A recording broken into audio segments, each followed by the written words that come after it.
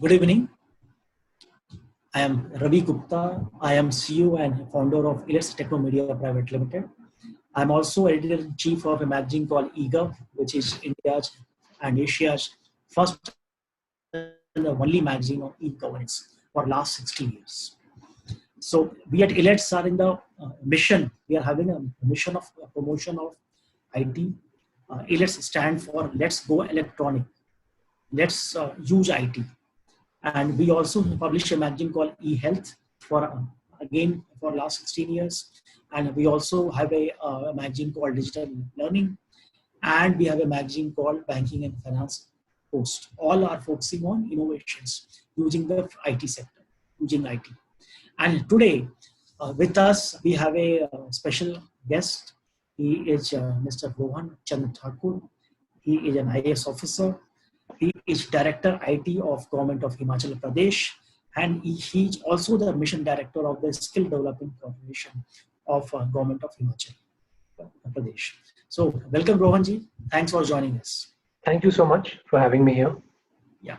So before we start the discussions around IT and skills, I will request you to, Rohan, please talk about your background, your schooling, your career before the IAS and after the IAS, and what inspired you to get into the IAS. If you can also talk about it. So it's been a very interesting journey. I did my schooling in a boarding school in Dehradun, and this was till class 10, after which I did my higher secondary from Delhi. I went to St. Stephen's College, did my economics honors degree there. Finished from there in 2004, after which I went to do my MBA from IIM Ahmedabad. After my MBA from IIM Ahmedabad, I was recruited by the erstwhile Tata Administrative Service, which is now known as TAS. And I spent a couple of years working with them for 1 year all over the country and a year in Mumbai. At that stage, I felt that it was time for me to really do what I wanted to do. Something which I had planned for a long time was to appear for the civil service and particularly try my luck, I would say, at the Indian Administrative Service, because it surely is an exam which it's probably one of the toughest exams in the world. So I thought that let me give it one really good try. If I make it, well and good. And if I don't make it, then I have a fallback option in which I go back into the private sector. So now coming to this question about what was my motivation, motivation is something which, what really drove me to write the IAS exam was that, see, I grew up in a family of civil servants. Both my parents were in the Indian Administrative Service. So definitely a lot of my inspiration came from my parents, who gave me actually the best of both worlds. They kept me, on one hand, they showed me what was possible by being upright, honest, and really sincere to your work. And at the same time, they kept me grounded in the sense they really told me that, listen, you got to make it yourself, in life. And they also told me that there'll be no shortcuts in life. And you will have to work hard. We are there for you. We are there to guide you, but you have to work hard and you have to be sincere. And so seeing them work, seeing the nature of work they were doing and the amount of impact they had on people, through work, something which really inspired me. Now I knew that, this is being in the government or being in the IAS is not the only way to contribute to society. I accept that. But then I also did realize that if I was to go down this route in the private sector, then I would have to work for quite a few years before I was able to dedicate myself purely to, say, public service. And here this is one career which from day one, you are involved in public service and working at the cutting edge level. And then using it as a stepping stone to make it into policy making positions thereafter. So that was my main inspiration, the quality of work, and of course, my parents. They were the two main inspirations. Fantastic. Great to hear. Let's come to our IT. Sorry, my message is going. So that's right. Please explain about work in the IT department. Yeah. Please. So, so I would begin by, should I first explain a bit about what we are doing during this period, in this Yes, COVID yes, period? Yeah, yes, okay. yes, yes, So yes. this has been a very, very, uh, I would say a very busy period for us. And at the same time, busy for good, because it's been a very productive period for me and my team in particular. So we have been the first, we have come up with a number of applications which have been used, and what gives us most satisfaction is they've been used to a great extent. So, and we've been able to impact people's lives through this. So the main focus of our entire development strategy has been social distancing, uh, providing contactless services, and at the same time also ensure that we are able to contribute to the effect or to the entire thing on surveillance on people who could be affected. So these were the three main tenets.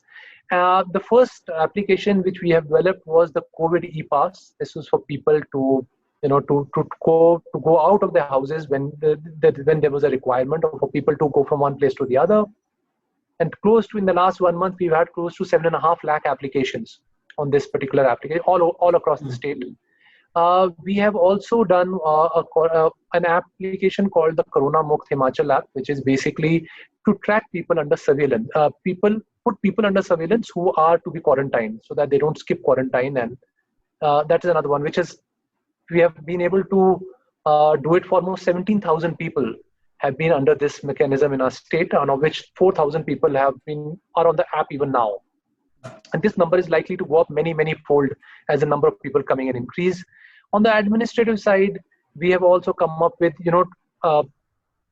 regulations and ways and means to control fake news. So we have a centralized repository for government, for government notifications. We've also come up with a mechanism where any person can go and lodge a complaint on fake news, and the government has notified a fake news monitoring unit, which will then adjudicate upon it.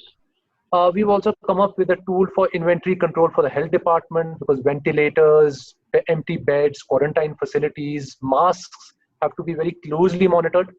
At the same time, we've also come up for the police department a very robust reporting mechanism, right from the level of the Thana all the way up to the police headquarters, that how many fines, arrests, compounding offenses, confiscations are happening every day. Then there was also a demand which came after some time, that since we had done these 6 things, how do we come up with one integrated portal? So we came up with one integrated portal, putting all these 6 things together. At the same time, now, post the 29th of April, there's been this issue about interstate migration. So, you need to build up a database of people who are Himachali people of Himachali origin who are stuck in other states, as well as people from other states who are in Himachal and need to want to go back to their own states. So we have come up with a system in which we have not only made a database, a mechanism of collecting this information, but also communicating with them and also ensuring their smooth transportation. A very recent demand is also a skill register. So for people who are going to be returning to Himachal Pradesh, the IT department is also making what is called a skill register. A skill register is for people to register themselves, give their academic qualification, and also preferences in which sector they would like to work. And then this information will be shared with concerned department, it will be shared with industry and various other stakeholders, who will then have a pool of labor from whom they can restart their work. So this is the way, in myriad ways, in which we have been involved. IT department also has a grievance redressal helpline at the number 1100, which is now being used to address calls of migrants, people stuck in distress. So, keeping all these things, there are almost 10 such initiatives I've counted now, of which the IT department has done. But I must say, it is only because of the support of the departments who are using our services that we have actually been able to get people to use them. Excellent. Your state has a huge connectivity issue. So how do you handle that? So yes, we have an issue of physical connectivity for sure, because it's a mountain state. However, we have made some really progressive decisions in the last few years. One is that we have what is called the statewide area network, in which close to almost 2,500 government offices are on the common local area network. So connectivity to offices is one way in which we are trying to bridge the gap between the headquarters and the field offices. The other thing which we have done is also that we have come up with 2 policies. One is a mobile tower policy, and the other one is what is called the right of way policy. So these are both these policies are aimed at encouraging investment in the communication infrastructure in far-flung areas. At the same time, it allows for people who apply to execute more easily. You might invite people in, but then the processes often take a lot of time. So now we've come up with the right of way policy proposes a single window clearance within a stipulated time gap. So these are some ways in which we are trying to entice investment inside the state. Talking about the really, really backward areas, especially my own district of Lahaul Spiti, Kinnaur and Pangi. Here last year, we even used under the BharatNet project, we got VSAT installations done in close to more than 150 panchayats, which hitherto did not have any communication infrastructure at all. So, so there's a two-pronged strategy. One is that you make the government invest through BharatNet. On the other hand, you also invite private players like Jio, Airtel to invest in these areas. So this is a part of our strategy in which you have private and public investment coming in to bridge the digital divide. And several departments have used apps to handle this COVID situation. So have you created any apps? Have you created any dashboards which all departments can use? If you can talk about that. Yes, so you're right. All the applications which we made, one of the observations I've had is that they are really, really used a lot if you are able to cull out good reports, good data, and then make it useful for various stakeholders. So I'll give you the example. So firstly, coming to your first question about dashboard, we have what is called the COVID portal platform on which all these things are there. All these applications are in one place. So there you get to know how many, you have the macro dashboard in which you know the status of COVID-19 patients in the state. But apart from that, an application like the ePass application is something in which not only are we giving dashboards to the district collectors, we have also given it to the superintendent of police of various districts, even to the health department. So not only are we knowing how many people are coming from outside the state or are going from our state to another state, we also know which district they're coming from. We've also mapped the districts they're coming from, what is their categorization, are they red districts or not.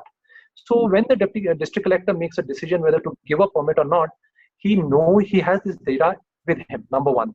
Number two, even for things like traffic management, route planning, we have data reports which can very clearly convey to us that tomorrow or day after, how many vehicles are going to enter Himachal Pradesh, how many are going to leave Himachal Pradesh, and from which point of Himachal Pradesh, which barrier would they come or go from. Thereafter, we have now come up with, we've gone one step further, we've also given the police an option that when a person enters or leaves, you scan the QR code on his pass. And this information reflects on the dashboards of the district collectors and the SP, so they know that if a particular person is to come, then he has already arrived in the state. So this is an end-to-end solution right from application all the way till he comes in, so that he can be, when he enters, he can be put into home quarantine or institutional quarantine, whichever one is applicable to him. So this is an example of an end-to-end solution. Similarly, the same goes for our quarantine app. The Karuna Mukt Himachal is also an end-to-end application, right from the point of entry into the database by the health officials till the health worker comes to a person's house and actually freezes his location, after which the person is quarantined. If he goes 15 meters outside the area where his coordinates have been fixed, then alarms are thrown up in the entire system. So these are just two examples of how providing and making an app is one thing, but foreseeing what is the requirement of tomorrow in terms of data, analytics, as well as reporting is really what gets people to use an application.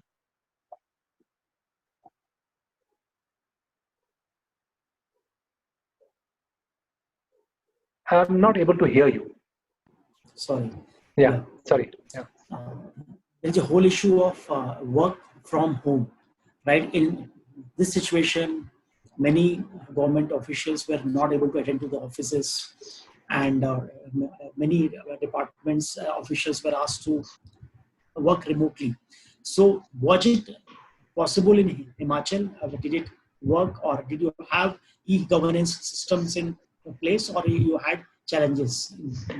So, I'll divide this question into two parts. One is, do we have the infrastructure? That's the first question. So I think, yes, we do have the infrastructure because so many offices are on the statewide area network. We have the infrastructure. We have video conferencing facilities at the district level, at the block level also, in fact, and they are, so let me just put it this way, the entire state has more than 100, almost roughly around 100 blocks. So we have the facility. I think it's also a bit of a mindset issue. Like in lockdown 1.0, I didn't go to office even once. But we worked from home. We used to have almost 4 to 5 meetings on either on Skype or on our internal system, and the entire office used to meet. We used to give assignments to to the people who had to do them, and we found that there were certain advantages of working in this manner. I felt people were a lot more punctual. So if you fixed a meeting for 4 p.m., people would be there at 4 p.m. Number two, I felt we did not lose so much time in transportation. Often when we have meetings in headquarters, even if I have to go within Shimla, it often, I would spend almost out of a 9 to 10 hour day, I would spend almost 1.5 hours traveling. So I'm saving that time. Thirdly, I felt that the other area where we need to address things better would be, how do I do files, for example?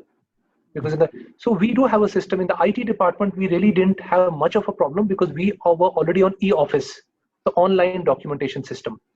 However, I did feel that some of the other departments, many of the other departments were not. So file work did suffer a lot during this period for certain departments. So I think what we really need to plan next is that how do we really go paperless in many offices? So if we want to go paperless in offices, we need to have the infrastructure to support it. We need to do the hand-holding of staff. But more importantly, I think we need to, it's a mindset issue. Often it is found that people might be technologically capable, have the infrastructure, but simply don't want to do it. So that is the larger call we have, the government has to take. What are the lessons from the Corona situation for the IT department? So you see, lessons are, one is just an observation, that unlike in a normal scenario, how is it different working right now is that the deadlines are hard. They're hard constraints. If somebody is asking for an application within 2 days, you can't tell him that you need 2 more days. Yes. So that is one very clear thing, because you see, if somebody is asking you for an e-pass application and there are, the person is a district collector or who has probably thousands of people asking him to deliver the solution. So there are the constraints are hard. So that is one thing we really need to understand. Number two, we also need to understand from a usage point of view that for the people, we have to make our application simple, at least the ones which involve people. So you can't have a very complicated form. You can't be asking a poor person that for a simple curfew pass, he should upload 3-4 documents. That should not be happening. We need to trust people a lot more and make many things on self-declaratory basis. And then, since we have a surveillance mechanism in place, since we have police people on the road, they are the ones who should be doing checks, random checks, and anybody who's seen violating should be made an example of. So then what happens is at least 95% of the compliant people will have it easy. Often what happens is that in order to check 5% of the public which is not being compliant, we often end up really being strict on the other 95%, which is who are usually very compliant. So that is another observation I have. Third thing, on the internal front, I surely feel that yes, the IT is such a field. It is very specialized. There are new products coming in every day. There's new infrastructure being developed on the fly. And the skill sets of the people in the department and even people in the private sector who are working with us on our app, they need to be upgraded on a very, very regular basis. So surely one of the recommendations is that we go in for a massive training program whenever this situation subsides, or even if it does not, because it is a need of the hour. And on the on the policy front, on the long run, I think we really need to make our curriculum, which is there in the universities and in various IT fields, it needs to be brought more in tune with what the industry requires, and make so that the graduates who are being churned out are more employable. That is something which we definitely intend to do this year. You also lead the skill department. You are the mission director. So, like, if you could talk about the vision of skill department. Yes, so the skill department, the main vision is that we need to have, definitely the focus is uh, on two aspects. One is obviously developing more avenues for self-employment, and of course, and the other one is wage employment, right? Now, before I go very deep into it, we need to understand that Himachal's circumstances, we need to fine-tune the policies into Himachal's requirements. When we talk about per capita income, when we talk about social security, when we talk about structure of society, Himachal is very distinct, very different compared to many of the other states in the plains. In the plains. So even when we talk about, so we need to be very careful about the skills we identify, the job roles we identify, and the manner we go about executing them. So the traditional approach has been that you take a private service provider who will come in and train people, but we felt this approach has not been very successful in Himachal. So what we are doing is we are actually tying up with institutions of specialized government institutions, because essentially skill development has four pillars. The first pillar is very scientific mobilization or selection. Two is that you have good trainers. Three is that you have good infrastructure. And four is that you have good industry linkage. We have found that both on the front of trainers and on the front of infrastructure, the private training partners have not done a very good job. So we need to replace them by using existing government institutions like ITIs, other specialized institutions like the IHMs, even CDAC, various institutions like ICAI for financial skills. So this is the approach and strategy which we have adopted. Himachal has its own skill challenges. Am I audible, Rohan? Yes, you're audible. Okay. So you have a vast rural area.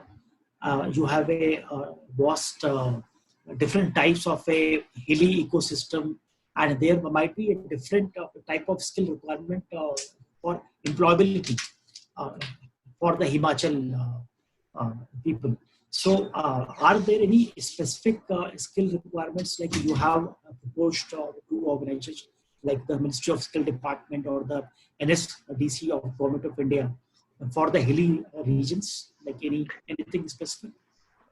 Yes, so there were certain issues which we had taken up, but they were not really, for example, the norms which you have applied for residential facilities for trainees in the plains cannot be applied on the hills. 80 kilometers in the plains would probably mean 1.5 hours. In the hills, it means the whole day. So you cannot have such kind of one-size-fits-all solutions, number one. Number two, is the challenge is very clear. We need to identify certain sectors which are aspirational, because there are three things. The per capita incomes in Himachal are very high, the literacy rate is high, the aspirational level is high compared to other states. If you offer a job of 7,000 rupees to a person in Himachal, he would probably not accept it, or he would accept it with great reluctance, as opposed to somebody who is from a slightly lower socio-economic position. Say some, they would say, I might as well study a bit more and go up to 12 to 15,000. So we need to change our focus in providing jobs which are providing 7,000 to 8,000 rupees per month to 12 to 14,000 rupees a month. That is a game changer for us. How we intend to do that is by identifying the right sectors, by getting and also selecting the right candidates. You cannot be offering courses free of cost, setting targets purely in terms of numbers and not outcomes, and then expecting people to take their training seriously. So, it's like people are I'm going to go into the village and say that, here, this is the course I'm offering. You don't have to pay anything. Please come and sit in my class. I don't think that makes skilling aspirational enough. This is a larger question. So, keeping this in mind, we have been focusing on a few sectors. For us in Himachal, tourism and hospitality is a key sector. It is keeping this in mind that in the skill mission, we have actually come up with proposed, and fortunately it was accepted yesterday in the state cabinet, Center of Excellence for Tourism and Hospitality, and also for information technology. You see, Himachal's where it stands in information technology is quite amazing. I would want to share some statistics with you. When we talk about the JAM Trinity, which is Jandhan, Aadhaar, and mobile, every family in Himachal has a bank account. Mobile teledensity in Himachal Pradesh, as per the TRAI report in 2017, was 148%. Wow. Teledensity. I'm talking about 2017. It would be higher today. Number two. Mobile, and this teledensity is, I think, highest after Delhi, I think. Then when we talk about mobile phones, I've already talked about Aadhaar. Aadhaar is the third pillar of this trinity. Our enrollment is at 102%. It is again third after Delhi and there's another state, but Himachal, among states, Himachal is number one. So 102. So we are very well poised to leverage this to our advantage. You have a bank account, you have mobile phones, and you have Aadhaar numbers seeded to ensure any kind of transmission, direct benefit transfers, data analytics, integrated enterprise architecture, any of these initiatives which are based on these three, we can do them very well in Himachal. So skills are required in IT is a key area. AI, robotics, cyber security, even advanced application development. These are some of the areas, and there are many. We have close to 10,000 people who are passing out every year in Himachal Pradesh, doing some course related to IT. It could be engineering graduates, it could be MCAs, it could be people doing advanced levels from NILIT or CDAC. So I'm just talking that we have the manpower ready. We need to link it up with industry, and at the same time, we need to give industry skills which upgrade their skills. So coming back to your question, I've talked about these two sectors. Financial sector skills is another area, because Himachali youth have certain advantages. For the service industry as a whole, they have a very good temperament. They have the average educational attainment is very high in Himachal compared to other states. And another thing which people have told me from the call center industry and the service industry is that the English they speak is not accented. So it is something which is a big advantage in the job market. So these are just three broad sectors, but they're all related to service in some way or the other. Himachal doesn't have manufacturing. You cannot expect Himachal to have heavy industries. It's not going to happen. So these are the three sectors which for me are a top priority. Sure. If you are heading the IT department and you are non-technical, sorry, I think I can hear you. Yeah. So you are leading the IT department, and you are not a BTech or MTech in computer science or stuff like that. So what are the challenges of being a outsider in the terms of technology, and how are you seeing this position?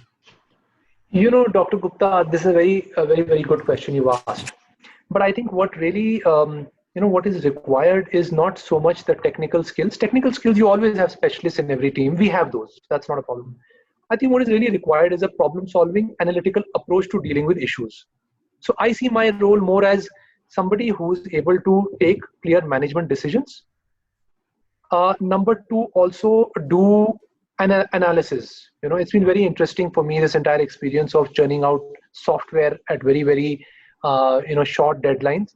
Is how do you resolve a problem? What are the right questions to ask to resolve a problem? And then you rope in the specialists. So, if somebody is saying that, something is not working well, so there could be something wrong with the application, or there could be something wrong in the way the database is arranged, or it could be something wrong with the server architecture. So now, one is used to this kind of problem solving approach. And then this is something which I learned when I was a management, after my MBA, I did a 4-month stint with Tata Motors in Pune. And I worked on the shop floor on a project called First Shot OK, which was a project on total quality management. How do we reduce the number of errors which are there on every car which is churned out on the line? And this was very important, because if you keep stopping the line to rectify defects, then the production numbers fall. So this is something which I learned in Pune. I was not an engineer, but I realized that by going about the problem very scientifically and analytically, one was able to identify problems, and then fill in those gaps using the specialists. So I think what is required is not so much the technical knowledge, because technical knowledge is evolving at such a fast rate that even the specialists often don't know the solution to many problems.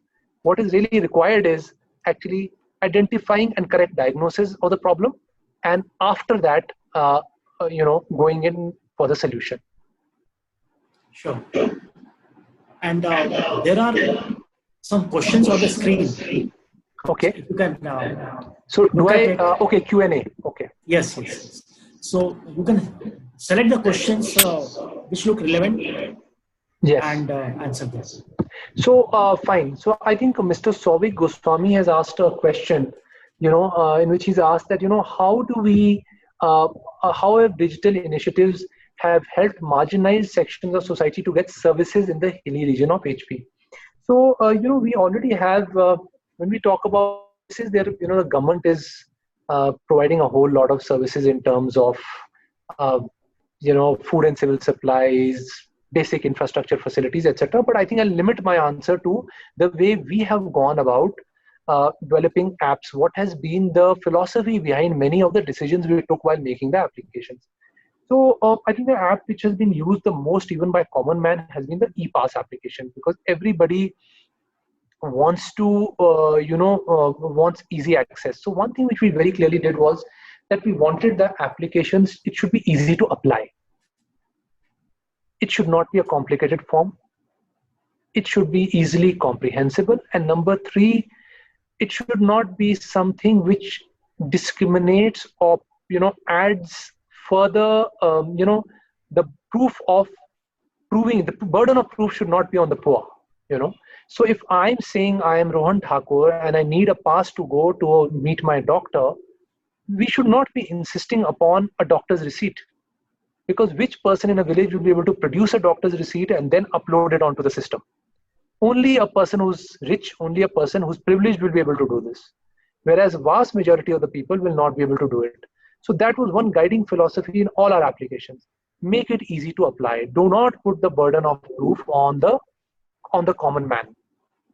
So this was, whether it's e-pass application, whether it's registering for the interstate migration database, because these were the main applications which dealt directly with the common man, and similarly for the skill register also.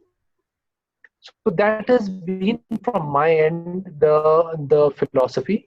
In terms of other things, our public distribution system is working well. Our direct benefit transfers are happening because we already, as I said, we have seeded the bank accounts with the mobile numbers and the Aadhaar numbers. So that is something which has been happening in routine. So that has not been such a problem for us. The second question is, there was a question which was asked by Mrs.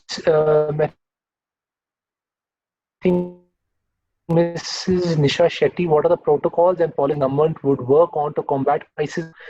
Now, I think this is a very good question in terms of what would be, I really can't say what the government would be doing, but I can surely say that there are a few things which I would like to do for my department for sure, so that work doesn't get impacted if such a thing was to happen again. Number one, I would want that we develop a culture of working from home by giving requisite infrastructure to employees. Number two, we must also ensure that paperwork should not stop. So we need to go we need to go paperless. And this has to be a policy decision at the highest level. Some states have already done this long before COVID. However, now we need to go, and at the same time, we need to also be careful about the data security issues, the privacy issue. The very sensitive matters are often dealt on files. We need to be very careful on how what are the security features which are there in the system, but they are all doable. It's not very difficult to do. So that would be my first thing. Second thing, what I would also do is, we need to get into the habit of having meetings and all over video conference, because they save a lot of time. Right now, if I often go to Delhi for a meeting, for me from Shimla, because there's no direct flight, it almost takes me, it's almost a 3-day cycle. I go to Delhi, I attend a meeting, and then I come back. Minimum, it's a 2-day cycle. So if I could do the same 1 or 2 hour meeting on video conference, I think we need to get into that habit of doing this. For me, if you go paperless, use technology to deal with your paperwork, and you avoid unnecessary travel for work, especially in meetings, I really think that your efficiency would go up. You would have less congestion on the roads, and at the same time, you would have a more efficient workforce. For me, from the IT point of view, these two things are very, very important to deal with. And otherwise, what happens is that your number three, we need to get into the culture of promoting services online. We need to, like we have done it, we have a program called Himachal Online or e-District. We are really trying to encourage that people start applying for caste certificates, bona fide certificates, agriculturist.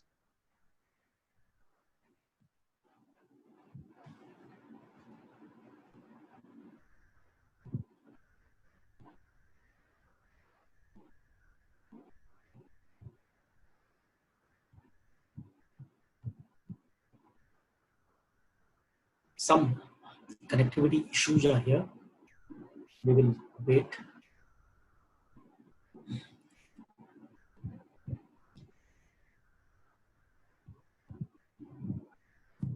And let me inform all the viewers that this video is right now online on the Elets and Ego Facebook page, and you can share it and like it, so that the IT initiatives in the Himachal government reach out to a larger section of the society, and larger number of citizens are aware that what is the IT department and the skill department is doing in Himachal Pradesh. I hope Rohan Thakur, who is the Director IT in Himachal Pradesh government and also the Mission Director for Skill Development, will be joining soon again as the connectivity problem is resolved.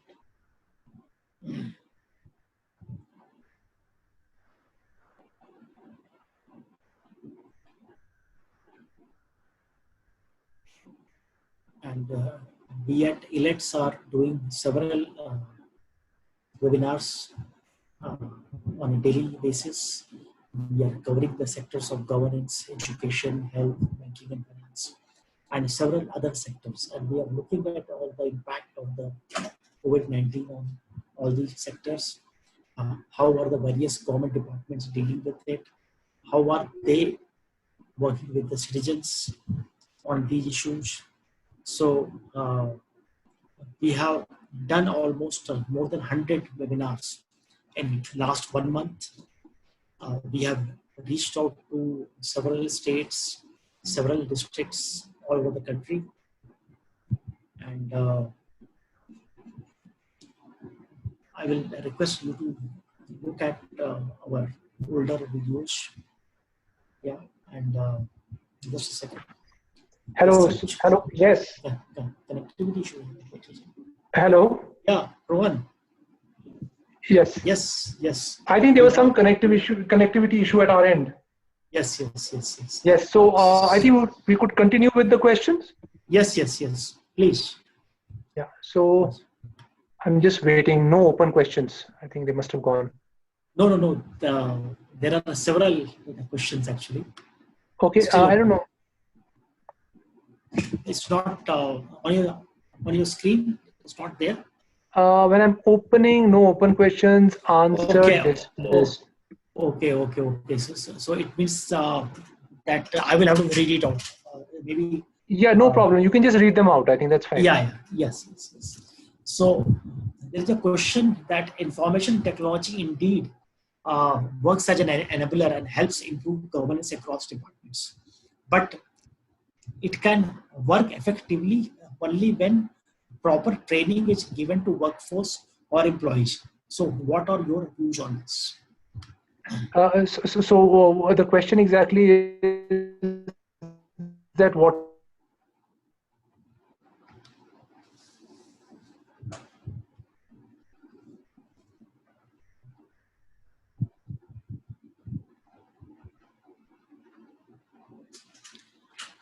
I think there are connectivity problems again. Let's wait. Yeah, Rohan. Hello. Yes. So yes. The question is about training of employees in the government department, so that they can use IT. Yes. So, yes, I think this is very, very, very important, because I think in the government sector, what I have found is that there is no real culture of upgradation of skills. So, somebody might join, and then, he continues with that skill set. We need to get into, especially for, a sector like IT, when which there is so much of, uh, it's so dynamic, that we need to have a culture of constantly upgrading their skill sets. Now, one thing is that we have realized one thing, that technology in itself can only be an enabler. Even if you come out with the best technology solution, if people are not comfortable using it, it's not going to be adopted. It's not going to be successful. So from our end, what we always do is, whenever we roll out an initiative, we make sure that we do a lot of stakeholder engagement on the first hand. And at the end of the day, you have to give a product which the person is comfortable using. You may give him the best product, but if he has some problem with it, he is not going to use it. This has been our observation. So I do feel that in the training my own employees is one issue on the technical front. How do we train them to upgrade their skills in various areas? We need to have specialists basically. But what is more important is for people on the people who are going to be using our applications, we ensure that we train them before we actually and train them very, very rigorously, and be open to a lot of feedback. And often one should not be defensive while taking the feedback, because ultimately they are the users of the application. So coming back to the question, we train them by giving them hands-on training. If there is something else which the question is asking, you could I think specify that to that's, me. I think what are they saying is that there is a need for focused capacity building programs for the government employees for IT. Yes. I think like that's the Yes. point being mentioned. Yeah, I think yes, and that is something which we always knew it, but now we are in a position that we would actually be able to implement it. There is a question that in the current pandemic situation, all departments are working in close coordination with each other. What strategy have been adopted to manage such a huge amount of data? Okay, so one is that you have to be one way in which you can make people work together is that you give them access to the data. Often we tend to be very, very controlling. Hello, can you hear me? Yes, yes, yes, I can. Yes, Hello.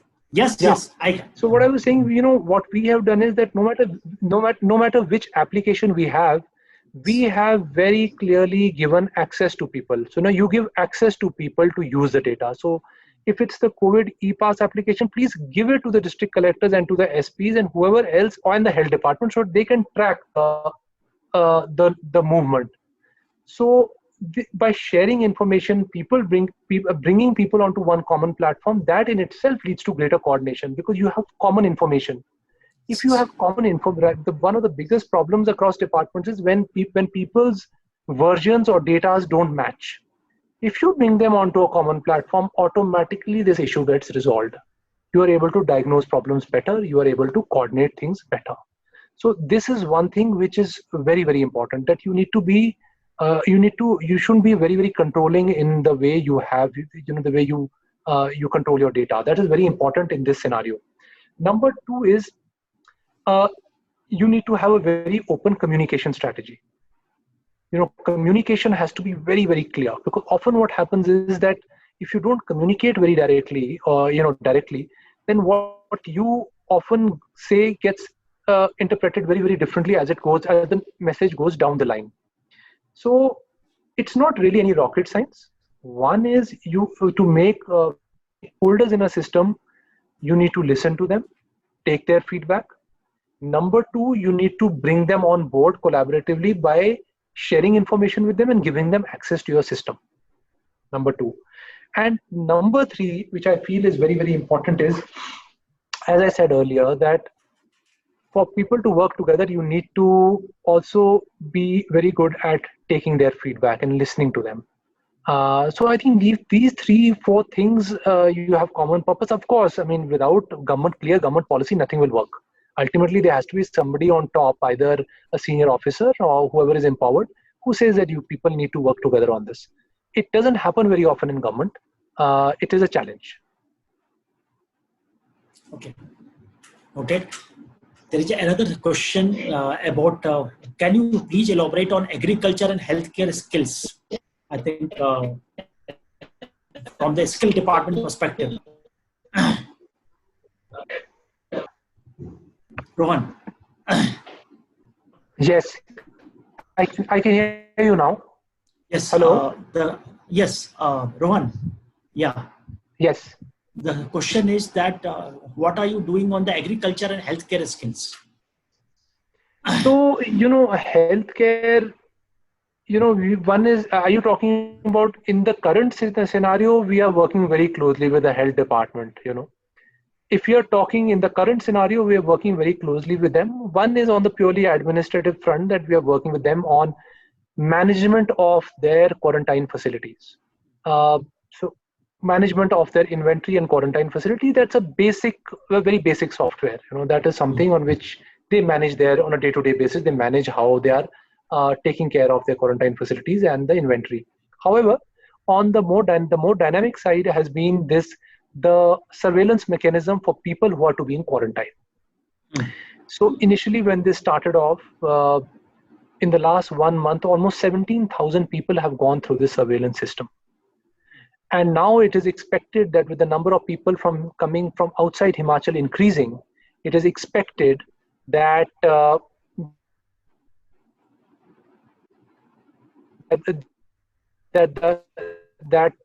usage of this is going to increase a lot. So hello? Yes. Rohan, Hello? Yes. Yeah, I'm on. Yes. So what I'm saying is that from the health department, we are working with them very closely on surveillance, information dissemination, as well as their administrative applications of inventory control and quarantine management. There is a question that is government giving options to outside companies also to develop applications for them to manage this situation?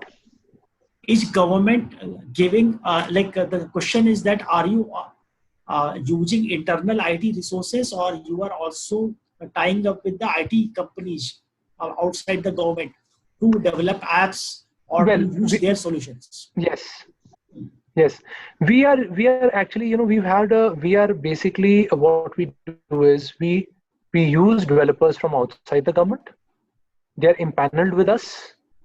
And then based on their capabilities and the nature of the product required, we monitor them, and we kind of monitor them, and we coordinate between them and the departments. That's what we do at one level. But the one thing is, and we also have our internal resources who make applications. So we have both the models are there. Now, in a scenario like COVID, where there were so many demands at one time, we almost had 5 teams working in parallel. We had a team working on COVID e-pass. We had a team working on, on health surveillance. We had a team working on the administrative apps. We had a team working on, migration databases, and now the skill portal. So like this, we had 5 to 6 teams working in parallel. So we can't totally depend on our internal resources, and neither can we depend totally on external resources. So we have to go for a mix and match of both. That's how we do our thing.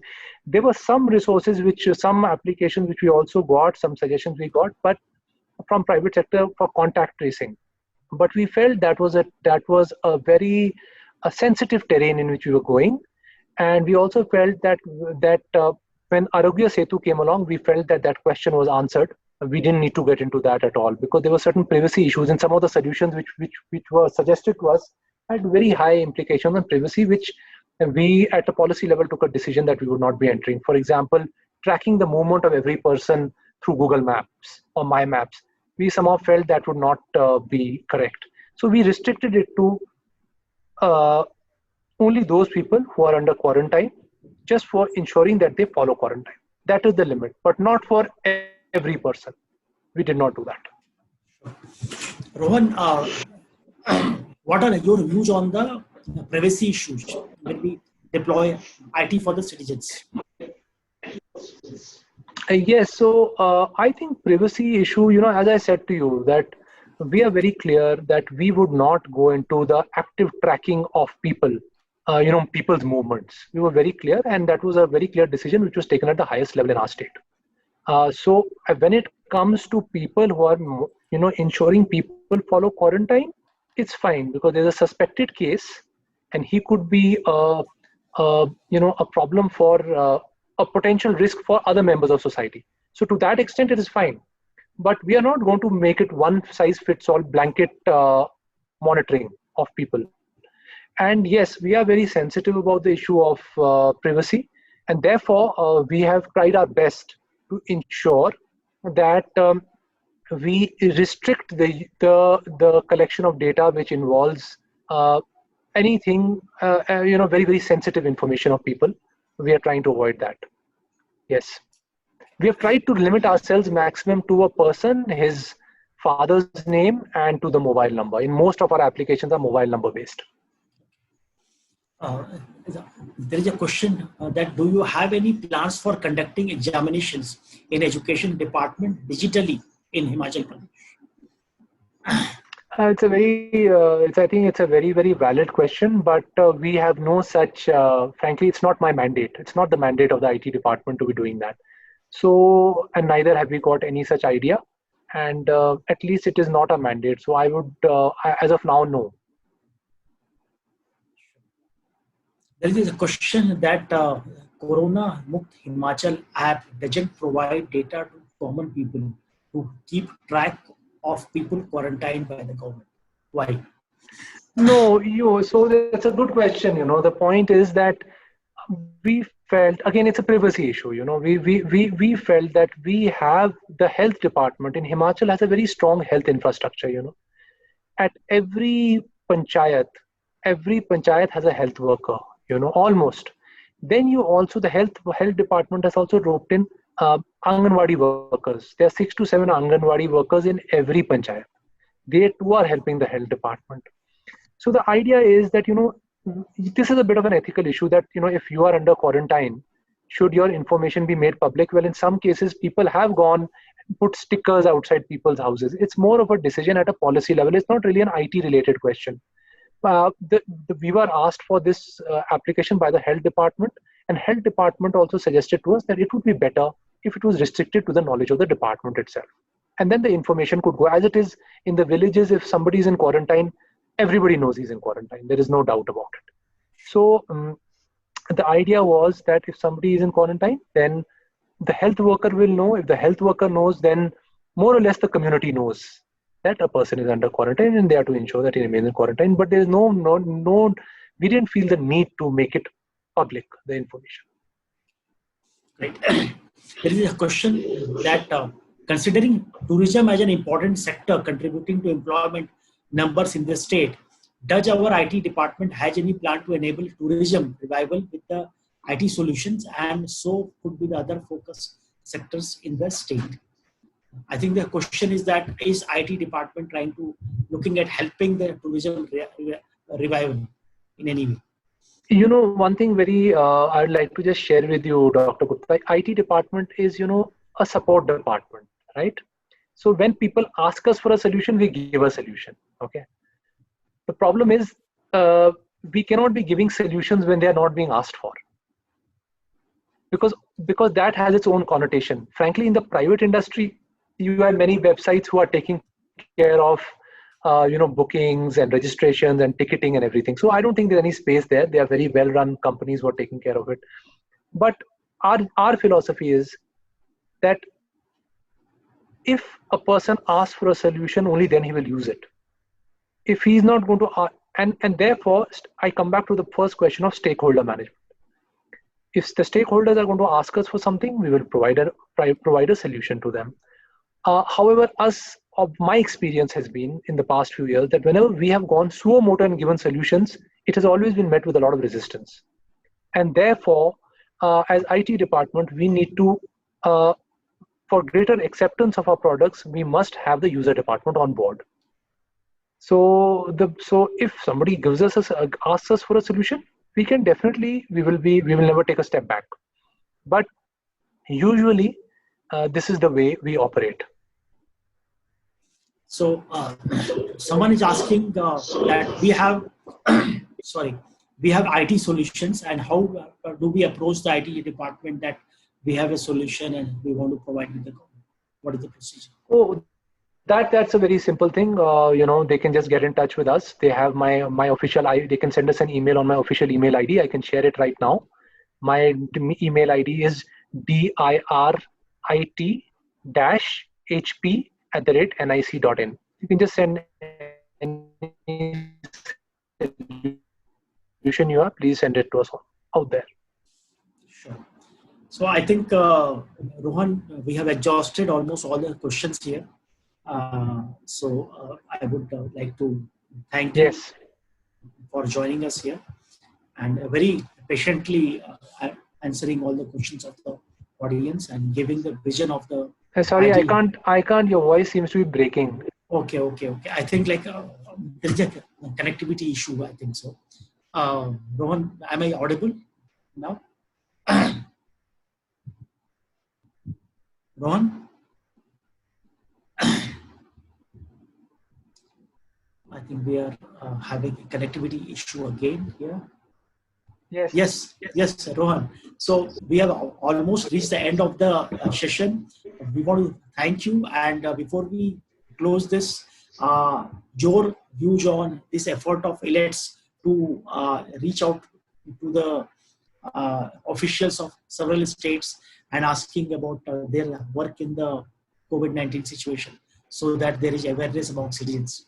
So your views and suggestions about it. Doctor, can you just, so you are saying that you are asking for suggestions on how Elets could contribute? Yes. Like on creating awareness about the COVID-19 situation and. Yeah, sure. I think definitely. I think you can contribute in a big way. I think your forte is definitely your magazines can be used for awareness, and I think I think one thing which can be surely done by you people is the time is ripe to suggest breakthrough solutions now. Frankly, using technology. As I said earlier, one of my observations was that during this time there's been a lot of acceptance for technology. Status quo has been seriously disrupted. There is greater acceptance in government today for change than ever before. Government is willing to make radical decisions today for the public good. So I feel this is the time for Elets and all to really start a campaign for changing culture. Like, for example, I see no reason why why work from home should not be encouraged as a part of government policy. Why not? Why can't one day a week we begin with have work from home? And it will lead to greater work-life balance. It will lead to less congestion on the roads. It will be environmentally better, and it will be more efficient. I think we need to go for these kind of an awareness on this on these kind of issues is something which the government needs to be given a perspective from outside the government. That yes, there is acceptance. There is acceptance for this now.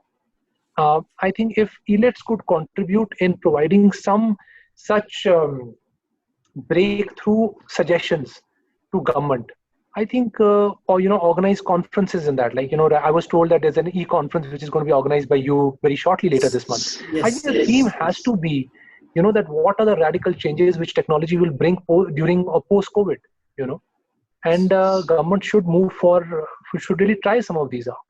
If it can be done in the private sector, then why can it not be done in the government sector? Thank you, Rohan, for all the inputs and great ideas and suggestions. And thank you, all the audience. I'm requesting all the audience to please like and share this video on the Facebook, so that all the good work which is happening in Himachal in the field of IT and skill development reaches out to a lot more people, and a lot more people get engaged. Yes. So, Dr. Ravi, before I go, I would just want to use your platform to really, pat the back of my entire team sitting in Shimla, my additional directors, my deputy directors, my joint directors especially, and my entire team, as well as the private software developers who've been working with us. I would want to really say that some people who I've never spoken to before, when we ran into certain challenges, helped us out of the blue totally. I think during, if I start taking the names of the individuals, it will be very high, but they know who I'm talking about. And I would want to use this platform to really congratulate my entire team and all the supporting departments, including the people in the state government who have really supported us, and also the people from the private sector who have really supported us without any fees of any kind. Thank you so much. Hats off to you and your team who have been supporting in this challenging situation. So thank you, Rohanji, and thank you all the audience. With this, we will close this. Thank you and namaskar to everyone. Namaskar, Raviji. Thank you so much.